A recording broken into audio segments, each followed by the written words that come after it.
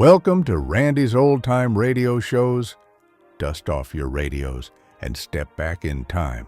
Tonight, the heroes, villains, and thrilling stories of radio's golden age come alive just for you. Tonight, you're about to cross the threshold into the shadows of the ordinary, where voices from the past still whisper and every creaking door hides a secret. This is the CBS Radio Mystery Theater, where suspense never sleeps, the unexpected waits in the dark, and mystery is only ever a heartbeat away.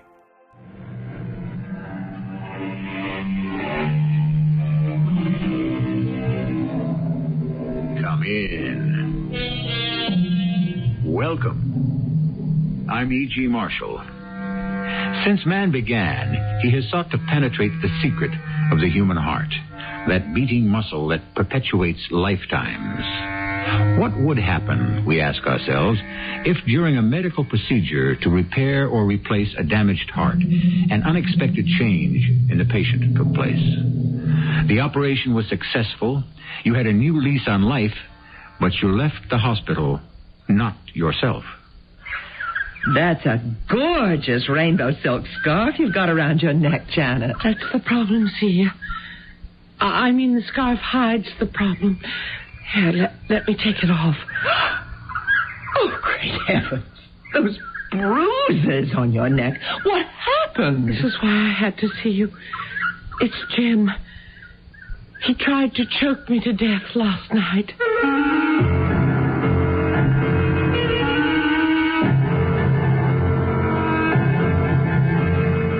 Our mystery drama, Transplant, was written especially for the Mystery Theater by G. Frederick Lewis and stars Marion Seldes and Patricia Elliott. I'll be back shortly with Act One.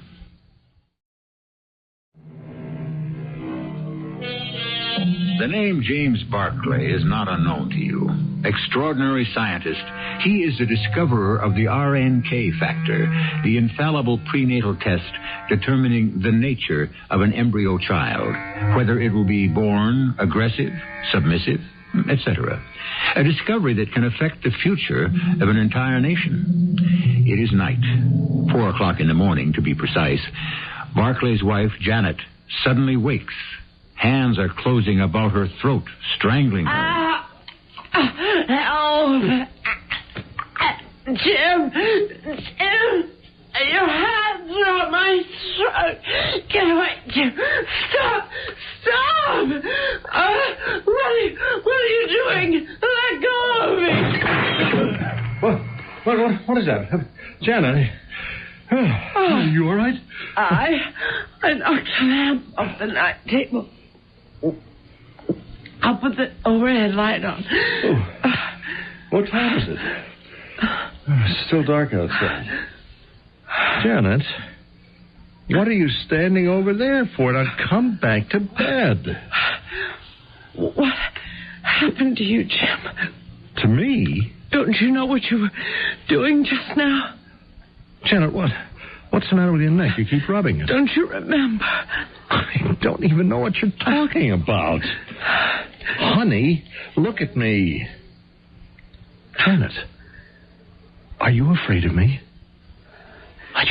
You are, aren't you? I guess I am. Well, can you tell me why? What have I done? I was asleep and I felt two hands on my throat squeezing it. It was dark. I couldn't see it. And there was someone in here trying to choke you? Now, listen, I'm taking my pistol and I'm getting up and going to search every room in this house.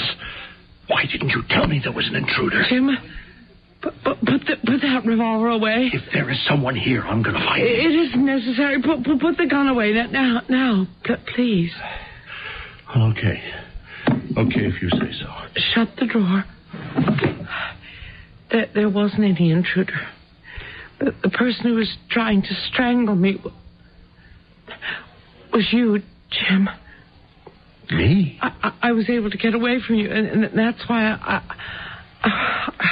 I'm sort of in shock, I guess. Oh, my Lord. Darling, I was trying to strangle you? But But, honey, I was asleep. I don't know anything about this. That's what makes it all so scary, Jim. You don't remember that you were trying to kill me.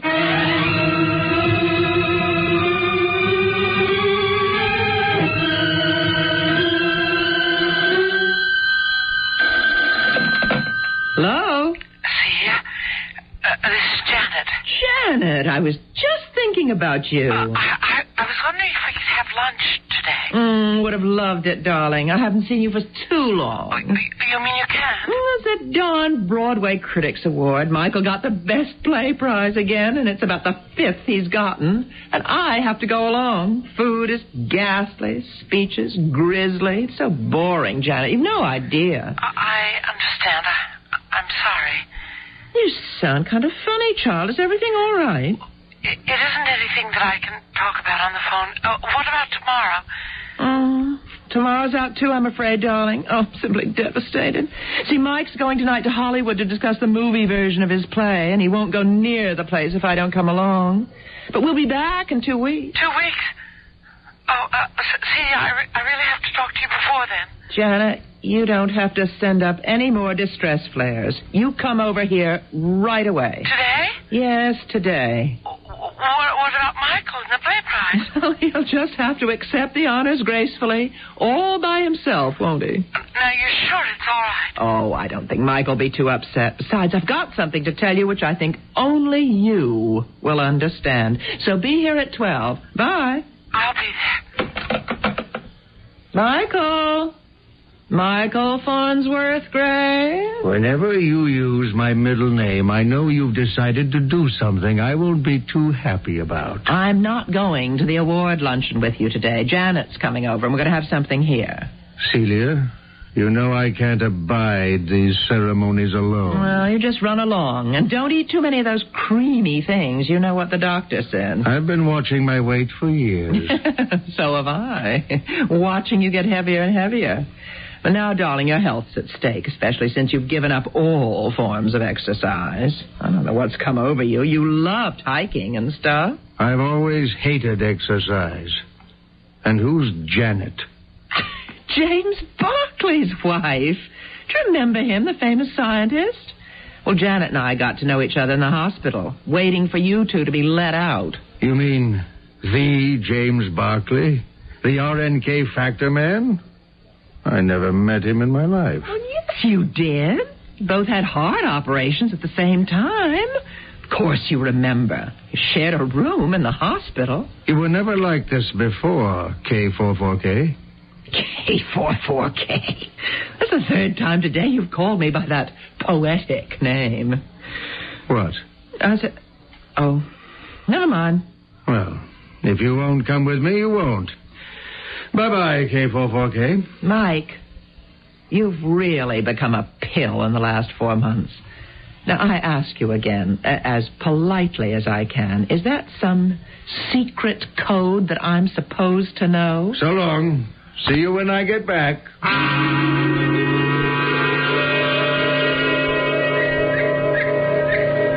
See, what a beautiful spot. I love this garden and this old-fashioned furniture. Do you know that Mike wrote his first short story on this table? I'm sorry. I thought I wasn't hungry, but I am. Here's a good salad. It's good to see you, counselor. Nobody's called me that since I got married. You don't do law work anymore? Married to Jim? When would I have time? Well, this will be the first time a lawyer's come to see me about her problems. I must say, Janet, that is a stunning rainbow silk scarf you've got round your neck. Well, that is the problem. I mean, that hides the problem. Here, let me take it off. Oh, great heavens. Those bruises on your neck. What happened? This is why I had to see you, It's Jim. I think he tried to kill me last night. What? Jim? I know. I couldn't believe it at first either. I thought, I don't know what I thought. And if I hadn't been able to pull away, who knows? The terrible thing is he doesn't remember doing it. Oh, you poor thing. There's something awfully wrong with him, see you. In his right mind, Jim would never dream of such a thing. Jim loves me. Well, of course he does. Janet, you just said in his right mind he'd never do it. Have you noticed much else different about him since the heart operation? I'll tell you why I ask.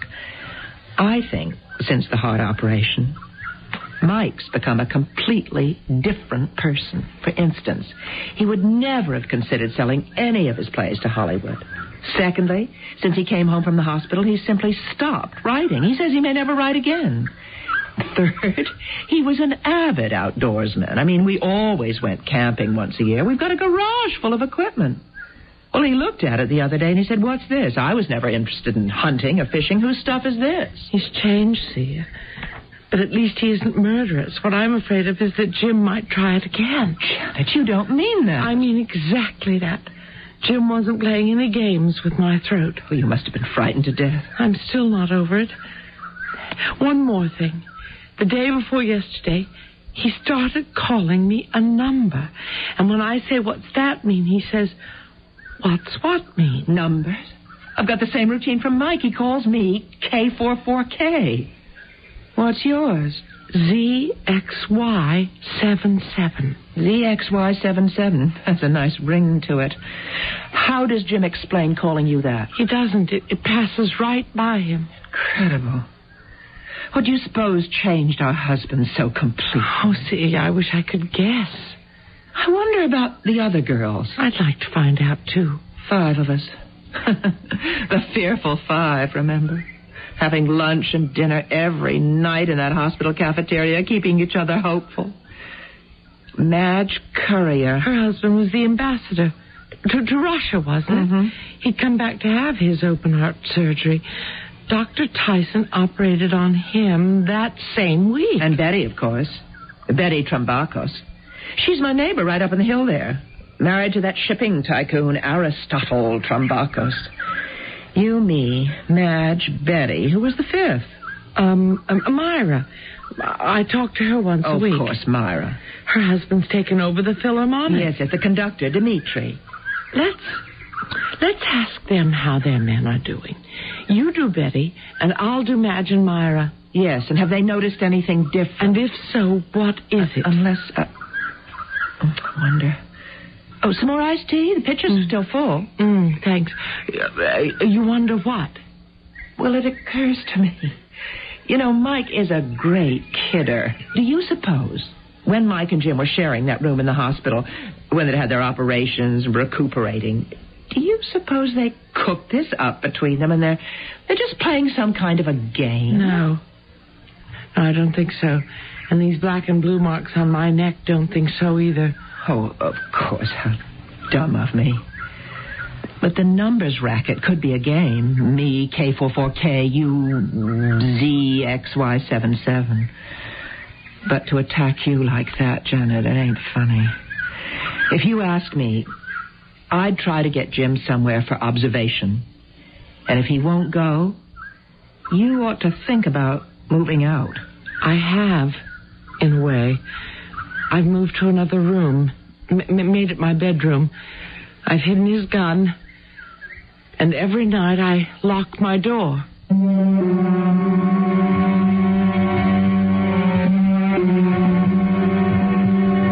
Leonardo da Vinci, painter, scientific observer, inventor, researcher, equaled the accomplishments of 10 titans. The human body was his uncharted continent.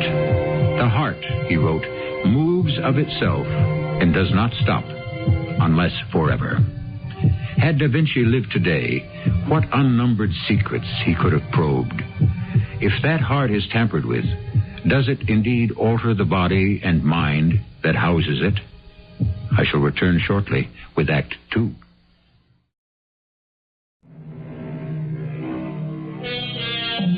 Two wives of 2 prominent men, one a scientist, the other a playwright, are disquieted by their husband's peculiar behavior.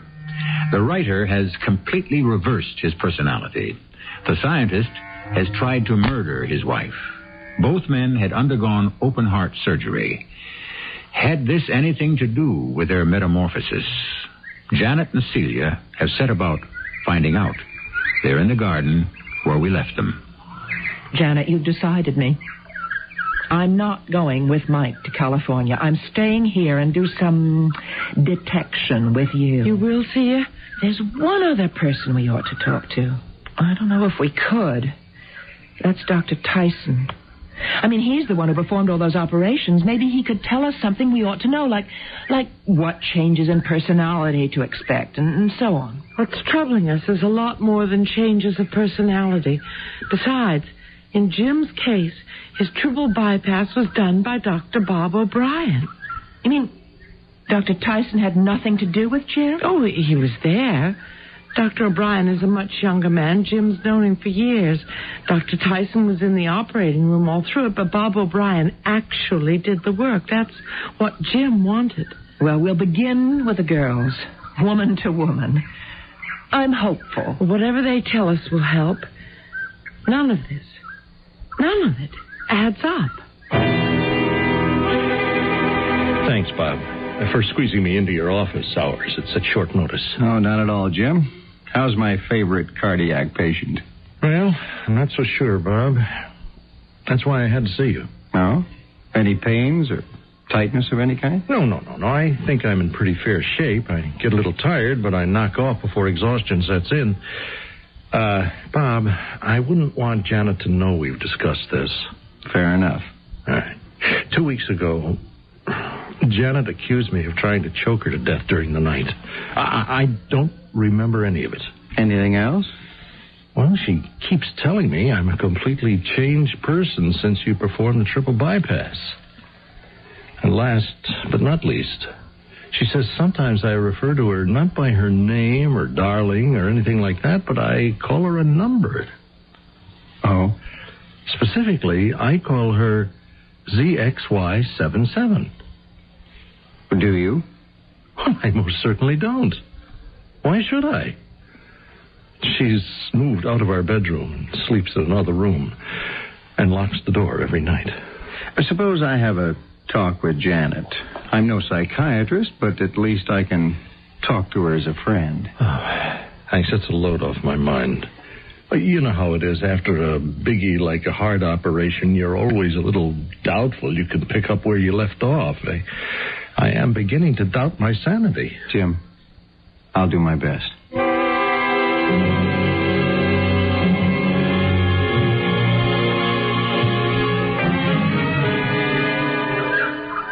I don't believe it, Janet. Is that what Myra said? Word for word.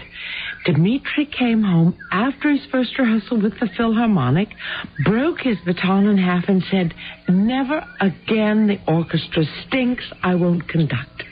This, mind you, about the Philharmonic.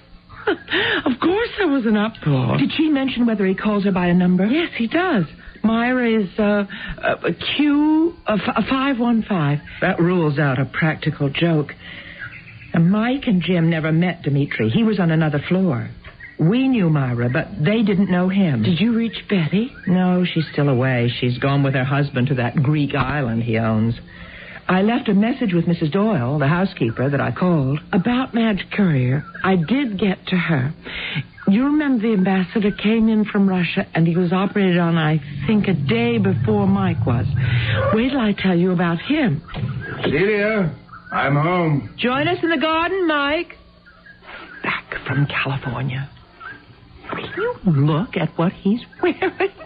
I tell you, a year ago, Michael Farnsworth Gray wouldn't have been seen dead in such an outfit. Janet, don't tell me this is the same lunch you two were having when I left for California. Hello, Michael. Congratulations on the picture. Oh, Michael isn't going to let them make a movie out of one of his plays, are you, darling? Who says I'm not? In fact, I am. Well, wonders never cease. You were so pure once. Well, I'd better be on my way. You two want a little time alone. No, don't go, Janet, please. Well, I have to. Lots to do. I'll walk you to your car. Bye, Mike. The new Michael Farnsworth Gray is just too much for me. Now, what about Madge and her ambassador husband? Well, he's got himself transferred to Washington, got himself appointed as advisor to the president, and Madge is stunned. He's never had any ambition before. I've arranged to see Dr. O'Brien. We've known him and his wife a long time. Maybe Bob can clear up this mystery. Will you let me know, Janet?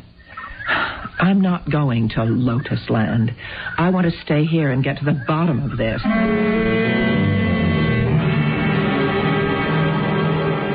Janet, I think perhaps you're dramatizing the situation. But how can you say that, Bob?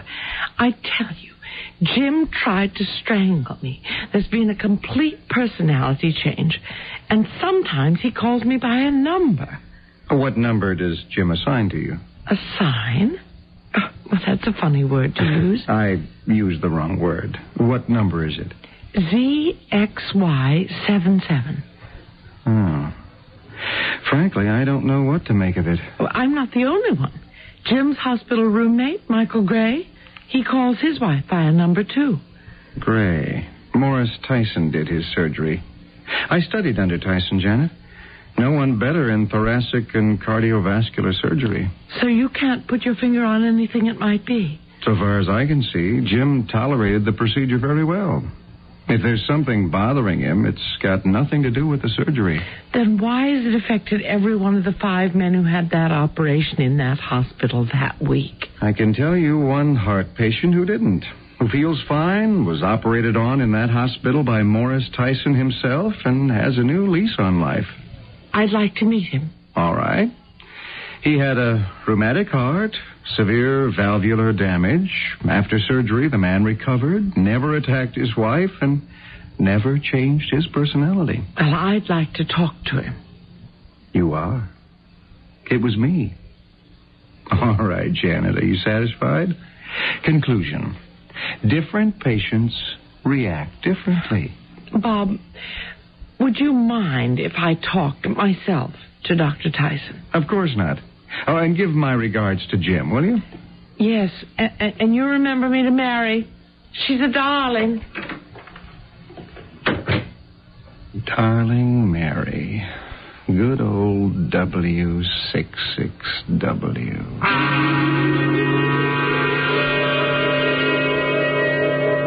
Celia, I came over just as fast as I could.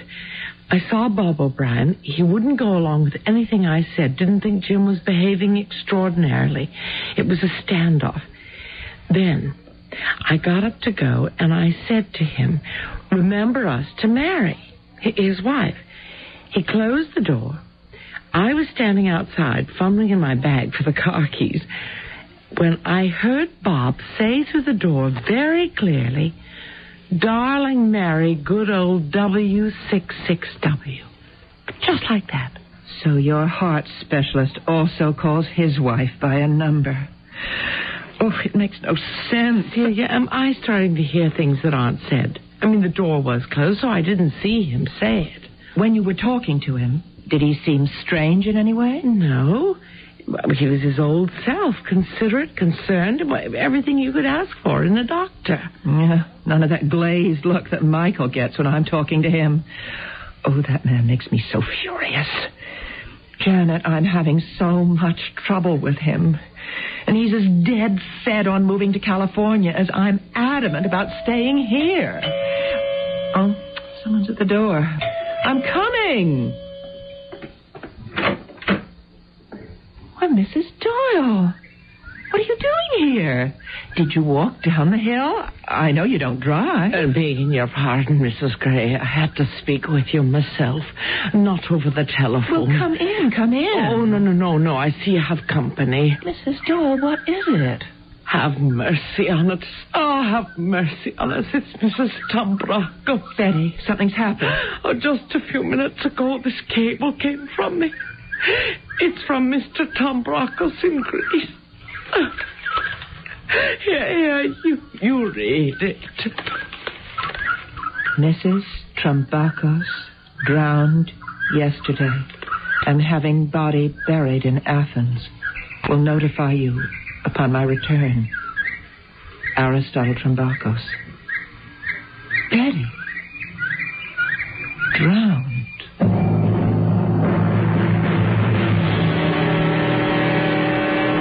I hope I haven't kept you up, Bob. No, I was waiting for you, Dr. Tyson. Is W66W still up? My wife? No, she's gone to bed. We won't be disturbed. I've just been reading up on our files, making sure everything's in order. There'll be a new set of patients coming our way, so I want the decks cleared. I'm afraid, Bob, everything is not in order.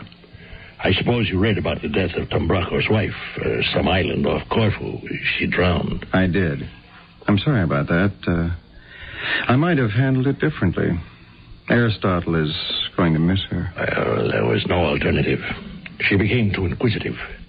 There is too much at stake for our procedure to be jeopardized now. That's precisely, Bob, why I've come to see you, the wife of one of your patients. You mean Janet Barkley? Yes, I do. She may be dangerous. All day yesterday, she sat outside my office waiting to see me. Now, I had to go out the back way to avoid her. Today, she managed to catch up with me as I was going into a cardiology conference at the hospital. She had learned that Tambraco's wife had drowned. She said it wasn't possible. She knew the girl, Betty. 5 Ys had become friendly the week we did the X and K batches. I know. They formed a club of sorts. Well, the Barkley woman had done some investigating, she told me, and she knew Betty Tambracos was an excellent swimmer, that she must have been killed. Therefore, Bob, since you selected James Barkley to become one of us, you will have to find a way to rid us of his wife. Such a serious situation, I would be tempted to quote from Alice in Wonderland. You will remember when Alice mysteriously grew taller and taller, she said, "Curiouser and curiouser," which is indeed my reaction to what we have heard so far. Curiouser and curiouser. For more and more, join me when I return shortly with Act 3.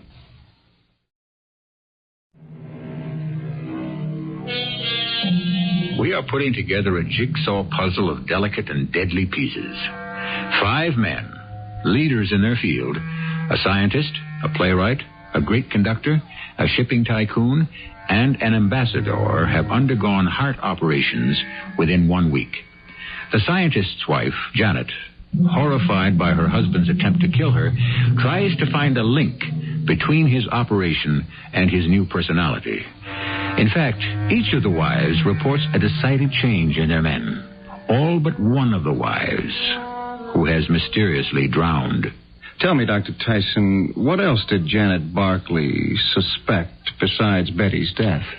That there must be unseen forces that have changed husbands. She asked about how you handled her husband's operation. Now, was it possible that when you performed the arteriotomy and constructed the grafts, that some foreign substance could have entered Barkley's body? Or at the point where the 3 proximals were constructed to the ascending aorta? She's certainly done her homework.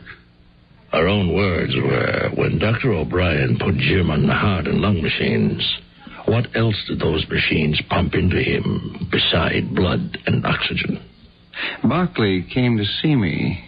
He thinks his wife Janet is imagining things. Well, I've had him sent to Athens to be with Tambracos in case there's trouble. Barkley told his wife he had to attend a scientific meeting. Now it's your turn to move. How much time do I have?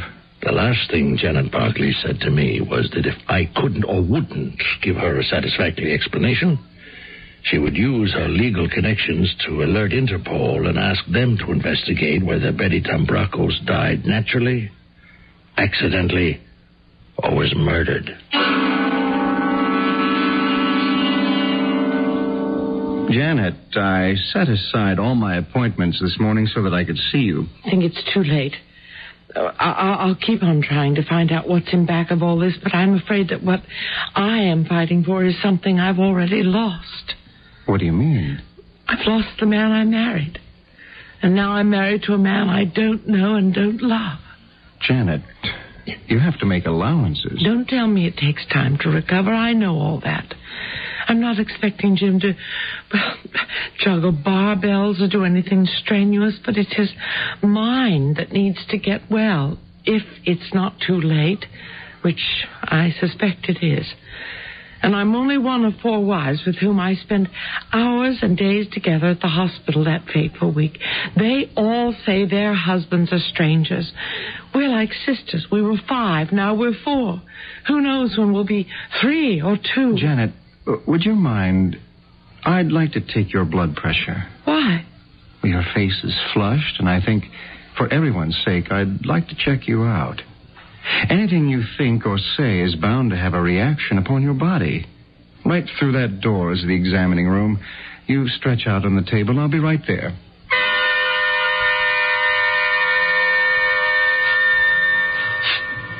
Uh-huh. Well, how does it read? Blood pressure's a little on the high side. No. Stay right there. Let me check your pulse. Is it all right if I talk? Oh, certainly. I have to say, I do feel so much better and reassured when I'm talking to you. Did you know? Mm-hmm. Okay. Is my pulse normal? Oh, a little fast, perhaps, but it's nothing. I don't know. Maybe you've been pushing yourself too hard. Janet, are you feeling all right? Well, I guess it's the strain, but I am getting a whopper of a headache. Oh, I can give you something for that. Here you are. Here, take these 2 tablets. Here, I'll just pour you some water. If you can spare the time, I'd like you to undergo a stress test, Janet. It's simply a treadmill that's monitored by a doctor, and you do some controlled walking so we can measure how your heart is reacting. We have one here in the office.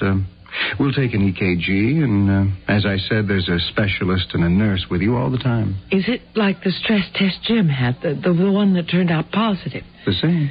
Well, do you really think that I need that? Well, let's play it safe, huh? I'll check when the doctor's free, and we'll take care of it right now.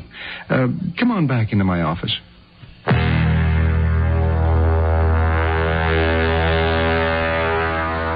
Oh, good. They'll be able to schedule you in a few minutes.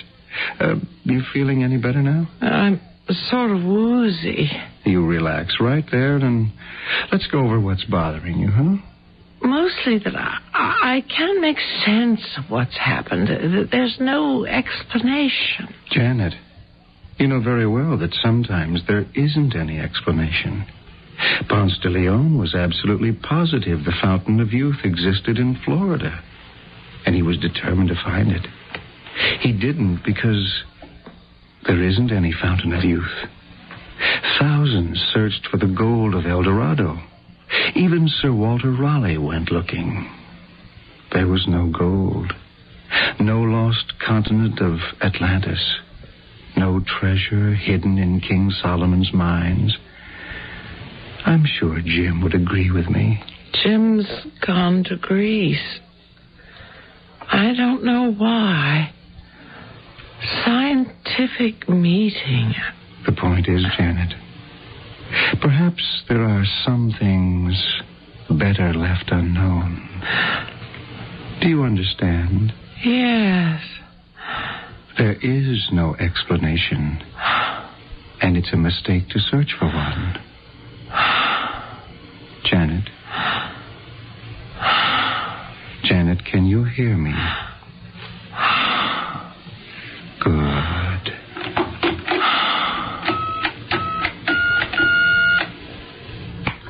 Hello, Dr. Tyson. Yes, Dr. O'Brien. I have the patient here in my office. I shall be sending her along to you. Fine. I'll have an ambulance pick her up and get her to the hospital right away. I'm much obliged. See you later, Doctor. Janet! Janet! Wake up! Mrs. Gray. What? Celia, what are you doing? Mrs. Gray, will you please leave my office directly? Happy to. I'm taking Janet with me. Come on, Janet. On your feet. We're getting out of here. I'm in the middle of a consultation with Mrs. Barkley. How did you get into my office? Hold on to my hand, Janet. That's the girl. You all right now? Out we go. I insist that you leave Just her. Listen, Doctor. I have a very important appointment with this lady, and you're preventing me from keeping it. She'll see you some other time. What is all this about? Where are we we going? To my house. No. On second thought, to yours. It's safer. Wait till I tell you the big news and you'll understand. Last night, Mike said maybe he was wrong.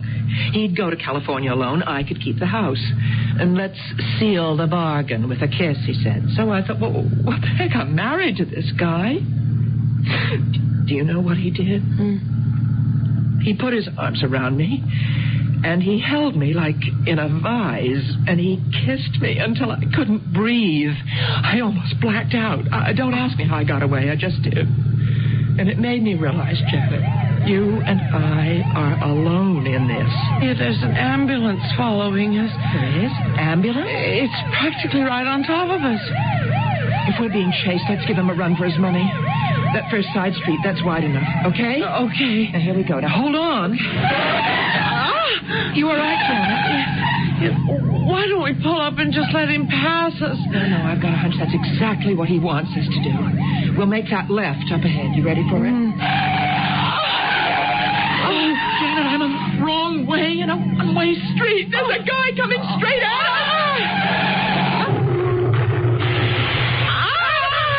Janet, get out. We've got to run for it. Janet, do you hear me? We can't stay here. Can't you move? Hey, you lady! Not going to get me.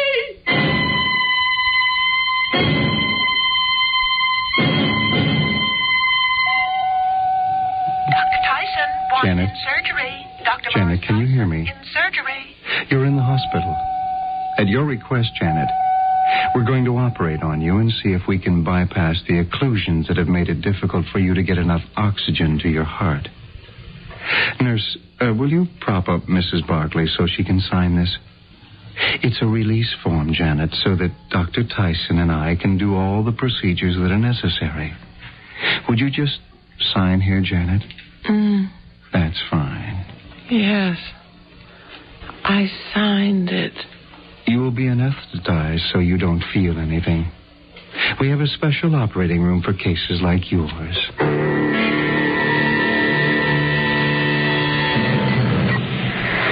I've got to say this, Dr. Tyson. This Janet Barkley is the most tenacious and courageous of her species. Well, I have to agree with you. Originally, I wanted her destroyed. But I have come to realize we are going to be fortunate to have her stamina on Arcturus. What about the other one? Celia Gray. No, I think not. Let her go. The most I can say for her is that her heart's in the right place. Hardly a suitable candidate for transportation, then. No, not worth it. We want only the best types of mortals. Bob? She's conscious.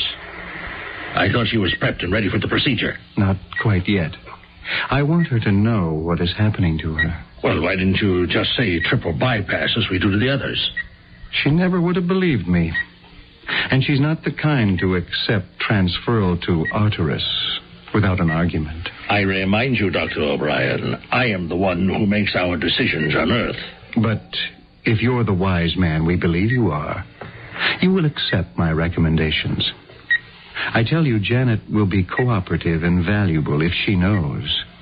True, we exchanged all the others in the X and K batches for Arcturians without their knowledge. Aristotle, Dmitri, Willis, Michael. Even this girl's husband, James, transferred peacefully, quietly. In the end, Janet will transplant better than any so far. She is one of the true survivors of the best in mankind. I take it you wish to take charge of her. I certainly do. Janet? Yes. Are you comfortable? Yes. You have heard Dr. Tyson and me talking, haven't you? Yes. Dr. Tyson comes from the planet Arcturus.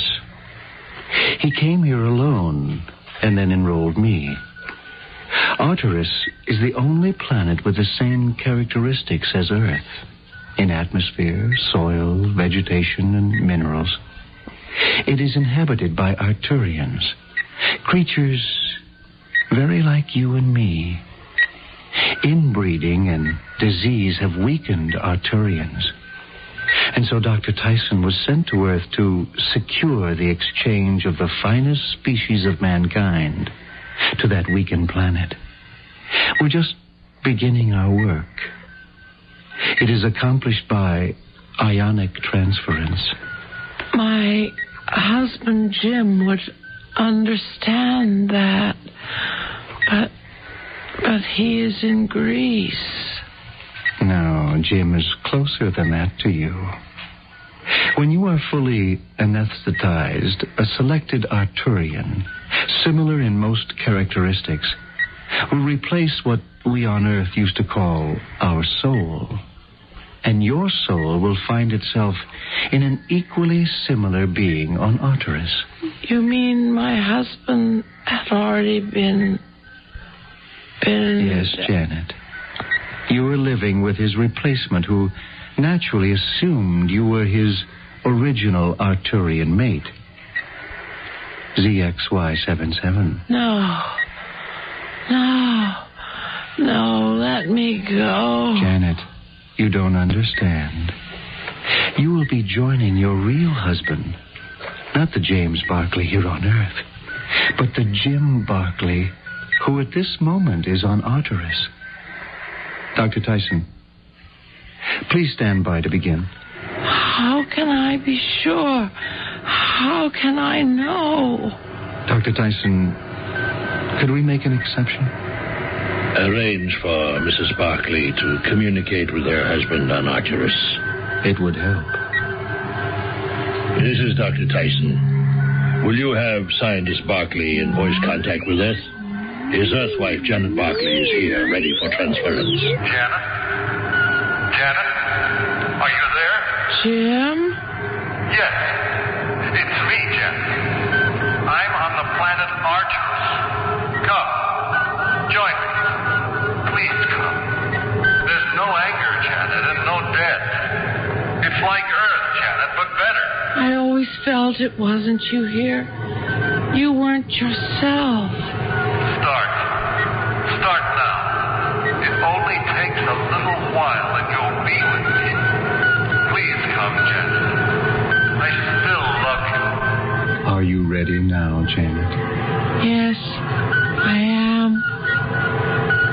Jim, I'll be there soon. I love you too, Jim.